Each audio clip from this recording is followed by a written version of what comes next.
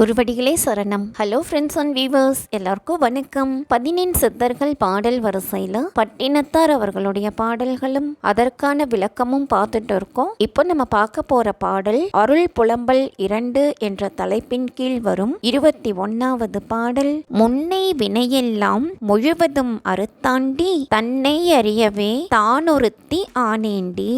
முன்னை வினை அப்படின்னா பழைய வினை. தோழி, என் குருவின் திருவருள் பார்வை என் பழைய வினைகள் அனைத்தையும் அறுத்தான். அவனது இயல்பை நான் அறிந்த முதல் அவன் என் கணவனாகவும் நான் அவனுக்கேற்ற காதலியான பெண்ணாகவும் ஆகிவிட்டேன் அப்படின்னு சொல்லியிருக்காரு. இதுதாங்க இந்த வரிகளோட அர்த்தம். அடுத்தது பாடல் 22.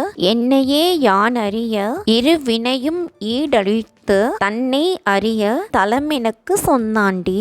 இருவினை அப்படின்னா நல்வினை தீவினை, தலம் அப்படின்னா இடம். உயிரான என்னை நானே அறிந்து கொள்ளும்படி என் நல்வினை தீவினை இரண்டையும் அழித்து தூயவனாய் என்னை ஆக்கிய அவனை அறிந்து கொள்வதற்குரிய இடத்தை தானே எனக்கு உணர்த்தினான் அப்படின்னு சொல்லியிருக்காரு. இதுதாங்க இந்த வரிகளோட அர்த்தம். அடுத்தது பாடல் 23. தன்னை அறிந்தேண்டி தனி குடுமியானேண்டி தன்னந்தனியே தனியிருக்கும் பக்குவமோ. பக்குவம் அப்படின்னா பருவம். தோழியே, அவனது அருளால் என்னை நான் அறிந்து கொண்டேன். அறிந்த போது தனித்திருக்கும் குமரி என்பதையும் அறிந்து கொண்டேன். இப்பருவமானது ஒருத்தி தனித்திருக்கும் பருவம் ஆகுமோ அப்படின்னு சொல்லியிருக்காரு. இதுதாங்க இந்த வரிகளோட அர்த்தம். அடுத்தது பாடல் 24.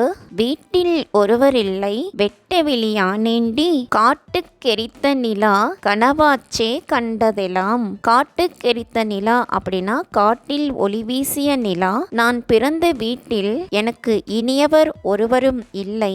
நான் கண்டவை அனைத்தும் வெறும் கனவுகள் ஆகிவிட்டன. நான் இதுவரை செய்தவை அனைத்தும் காட்டில் நிலவும் நிலவின் ஒளி போல பயனற்று போயின. எனவே நான் வெறும் பால் வெளி போல் ஆகிவிட்டேன் அப்படின்னு சொல்லியிருக்காரு. இதுதாங்க இந்த வரிகளோட அர்த்தம். அடுத்தது பாடல் 25. நகையாரோ கண்டவர்கள் நாட்டுக்கு பாட்டளவோ பகையாரோ கண்டவர்கள் பார்த்தாரு கேச்சளவோ. நகையாரோ அப்படின்னா சிரிக்க மாட்டார்களோ, ஏச்சு அப்படின்னா பழிப்பு. தோழி, இவ்வாறு இரண்டும் கெட்ட வறியவளான என்னை கண்டவர் சிரிக்க மாட்டாரோ. எனது நிலைமை பாட்டாக பாடி சிரிப்பதற்கு இடமானது அன்றோ. என்னை பார்த்த உறவினர் என்னை பகைக்க மாட்டாரோ. என்னை பார்ப்பவர்க்கெல்லாம் எனது நிலை பழிப்பதற்கு இடமானது அன்றோ அப்படின்னு சொல்லியிருக்காரு. இதுதாங்க இந்த வரிகளோட அர்த்தம். என்ன ஃப்ரெண்ட்ஸ், பாடல்களும் விளக்கமும் உங்களுக்கோ தெளிவா புரிஞ்சிருக்கும்னு நினைக்கிறேன். மீண்டும் 26வது பாடல்ல சந்திக்கலாம். தேங்க்யூ.